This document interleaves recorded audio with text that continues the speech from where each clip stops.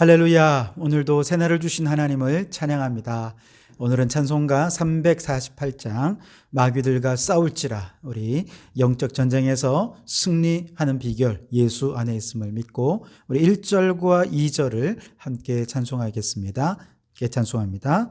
마귀들과 싸울지라 죄악 벗은 형제여, 담대하게 싸울지라. 저기 악한 적병과 심판날과 멸망의 날 내가 섰는 눈앞에 곧 다가오리라.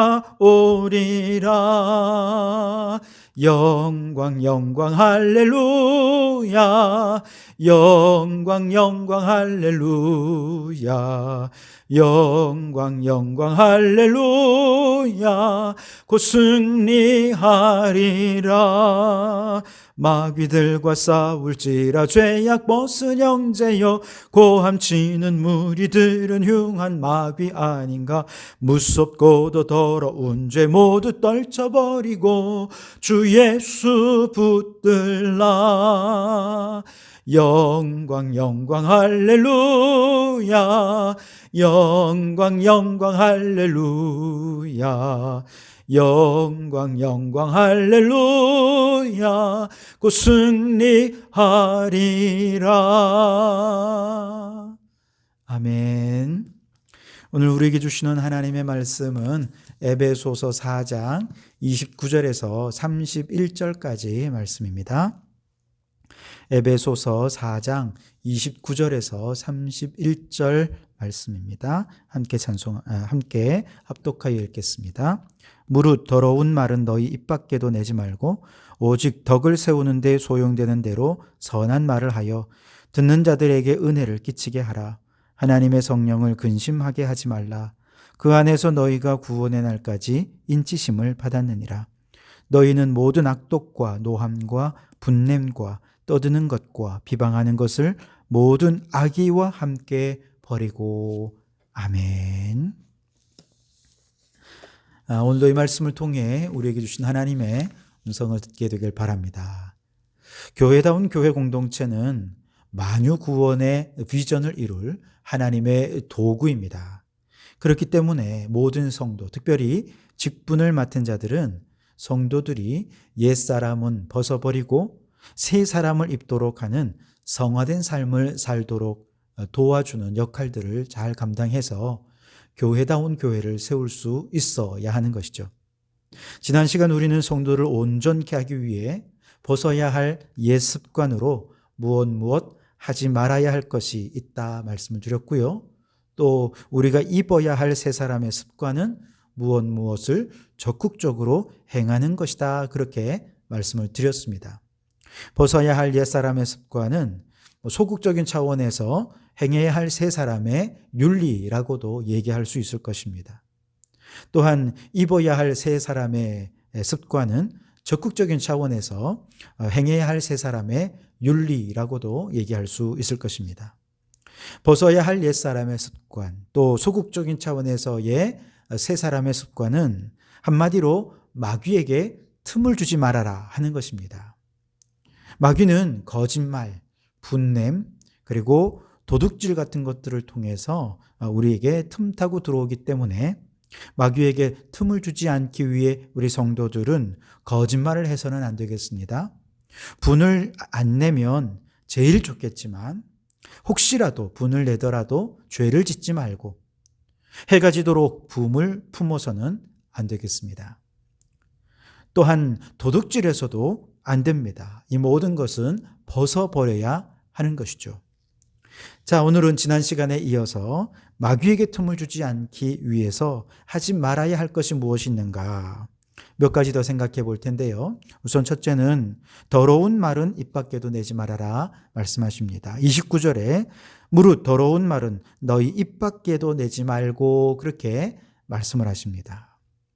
왜냐하면 마귀가 공동체를 깨뜨리기 위해서 틈타기 가장 쉬운 수단, 방법이 바로 말이기 때문에 그렇습니다.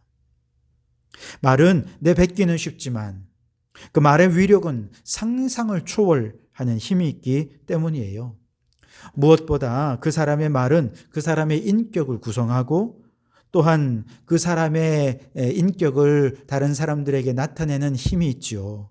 그래서 주변 사람들의 평판이 좋은 사람들은 같은 말을 해도 기왕이면 선하고 좋은 말을 해서 주변 사람들에게 선한 영향력을 끼치곤 합니다.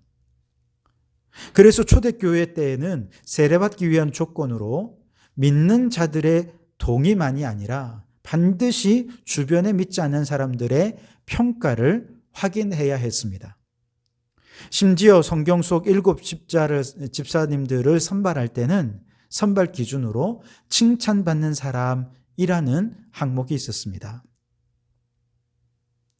사실 우리가 그 사람의 속은 어떤지, 그 사람의 신앙이 얼마나 깊은지 겉만 봐서는 잘 알 수 없잖아요. 그런데 적어도 그 사람의 평판을 보면 그 사람의 됨됨이를 어느 정도 파악할 수 있고, 그 평판 속에 드러난 그의 인격과 그의 됨됨이는 결국 그가 평소에 선한 말로서 사람들에게 좋은 영향을 끼쳐 왔다는 사실을 우리가 알 수 있게 되는 것이죠. 그래서 주변 사람들의 좋은 평가를 받는 사람일수록 그의 입에서 더러운 말을 내지 않고 믿고 신뢰할 만한 선한 말을 하게 되고, 바로 이런 사람들이 직분자로 또 일꾼으로 세워질 때 공동체를 하나 되게 하는 성령의 하나됨에 힘쓰는 그런 사람들이 될 수 있게 되는 것이죠.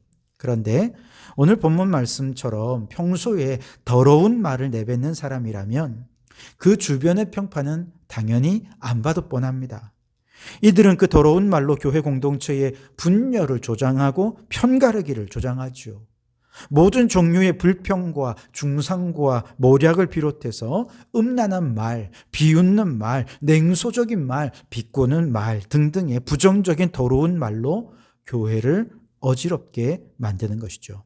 이처럼 더러운 말은 다른 사람들에게 상처를 주고 공동체를 무너뜨리는 치명적인 마귀가 틈타는 계기가 될 수 있기에 더러운 말은 입 밖에도 내어서는 안 되는 것이죠. 대신에 할 수 있으면 우리는 어떤 말을 해야 되느냐? 29절 하반절에 오직 덕을 세우는 데 소용되는 대로 선한 말을 하여 듣는 자들에게 은혜를 끼치라 얘기합니다. 덕을 세우는 말을 하라는 거예요. 선한 말을 하고 은혜를 끼치는 말을 하라는 것이죠. 그러므로 여러분, 마귀에게 틈을 주지 않기 위해서 더러운 말은 입 밖에도 내지 마십시오.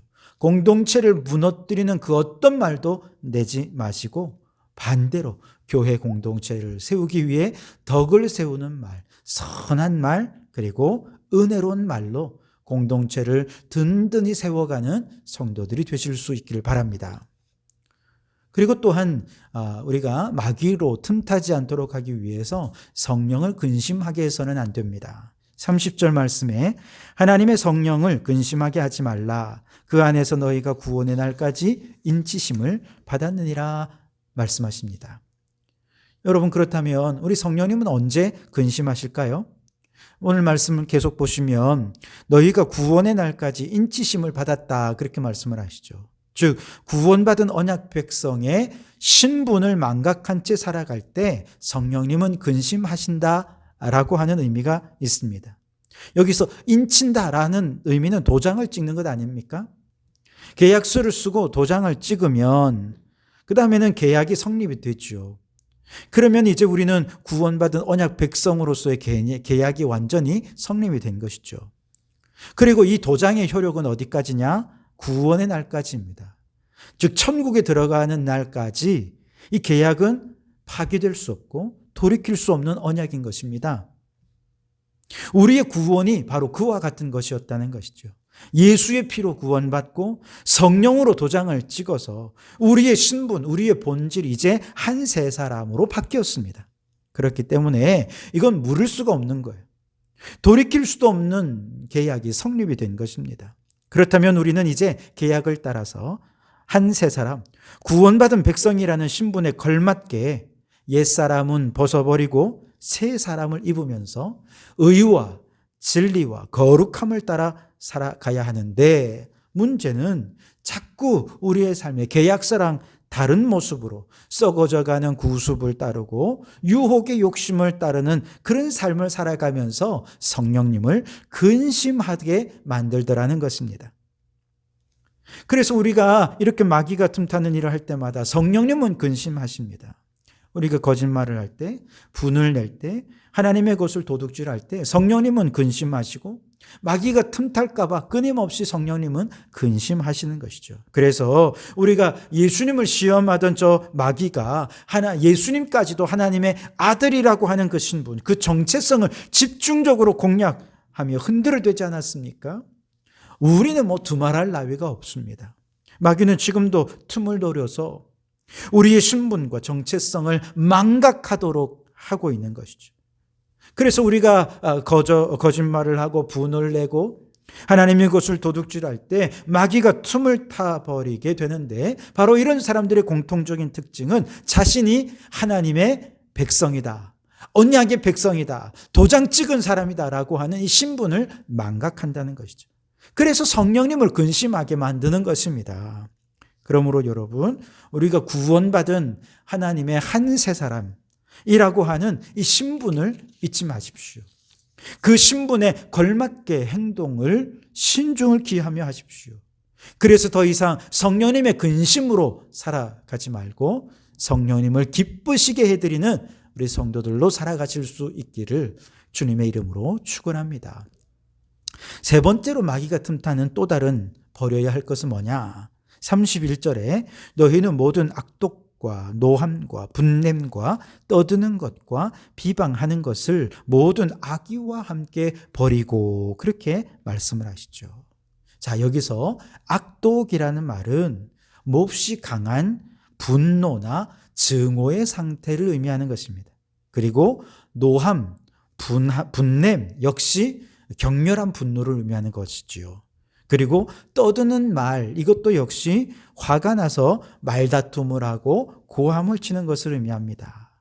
앞서서 우리가 분내는 것에 대해서 이미 얘기를 했었는데요. 여기서 다시 한 번 더 동의어를 계속 반복하면서 강조하고 있는 것이죠. 그 이유가 뭐냐?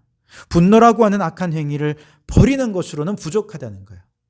왜냐하면 우리 안에 분노라고 하는 악한 성향이 존재하는 한 끊임없이 악한 행위들을 할 수밖에 없기 때문에 그래요. 그런데 이런 악한 성향, 악한 본성 어디서 오는 것이냐? 육체로부터 온다는 것이죠. 우리가 예수님을 믿고 구원을 받은 후에도 우리는 끊임없이 육체 안에 살 수밖에 없기 때문에 육체는 우리를 악으로 이끌고 분으로 이끌고 죄악으로 이끌죠. 반면에 예수님을 믿은 우리의 영혼은 어떻습니까? 끊임없이 우리를 선한 곳으로 이끌고 구원으로 이끌고 생명으로 이끌지요. 그런데 구원받기 전까지 우리는 육신에게 져서 육신에게 우리 영혼이 계속해서 졌습니다. 그래서 우리는 늘 육신에 이끌려서 죄악 가운데로 살아갈 수밖에 없었죠. 그런데 이제 예수님을 믿으면서 생명의 성령의 법이 우리 안에 들어오셨어요. 그분이 내 영혼의 주인이 되십니다. 그러면서 이제 우리의 영혼은 나의 힘이 아니라 성령께서 주시는 힘으로 육체를 이길 힘이 생겼습니다.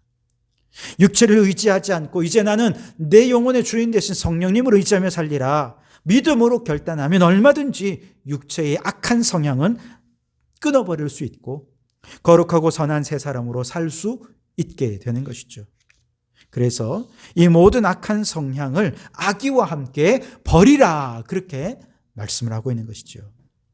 여러분, 그렇습니다. 마귀가 틈타지 않도록 조심하시기 바랍니다. 요한복음 13장 말씀에 가룟 유다의 마음에 사탄이 들어가니까 예수님을 팔아버리고자 하는 마음을 먹게 되었습니다.